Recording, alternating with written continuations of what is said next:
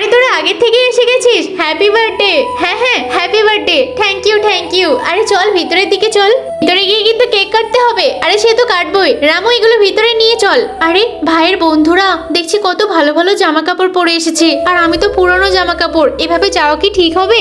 এভাবে গেলে ভাইয়ের হয়তো অসম্মান হতে পারে, আমি না হয় যাবো না।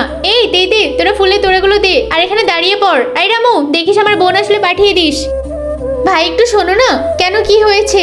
ওই যে যার জন্মদিন না, তাকে এটা দিয়ে দিও। কেন, তুমি নিজেই তো দিয়ে আসতে পারো, আমার হাত দিয়ে কেন দিয়েছো? যাও তুমি দিয়ে এসো। না না, আমার অনেক বড় কাজ আছে, তুমিই দিয়ে দিও। ঠিক আছে, আমি তাহলে দিয়ে আসছি। মালিক, একটা মেয়ে এসেছিল, বললো আপনাকে এটা দিতে। আরে একটা মেয়ে এসেছিল? কই দেখি তো কি পাঠিয়েছে। আরে এর ভিতরে কি? এর ভিতরে তো দেখছি আইফোন। আমার বোন পাঠিয়েছে নাকি?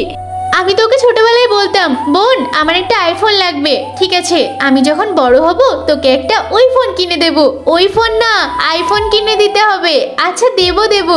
আরে ও তো অন্য কোনো মেয়ে না, ও তো আমার বোন। কোথায় ও? রামু তাড়াতাড়ি নিয়ে চল। ওই যে ওই যে ওই মেয়েটাই। বোন, তুই আমার সাথে দেখা না করেই চলে যাচ্ছিস? ভাই আমি এমনিতেই পুরাতন জামা কাপড় পরে আছি, হয়তো তোর বন্ধুদের সামনে গেলে তুই মান সম্মানে পড়ে যেতিস। আরে এটা কি কথা বললি? তুই আমার রক্তের সম্পর্কে বোন, তুই সবার আগে। চল ভিতরে চল।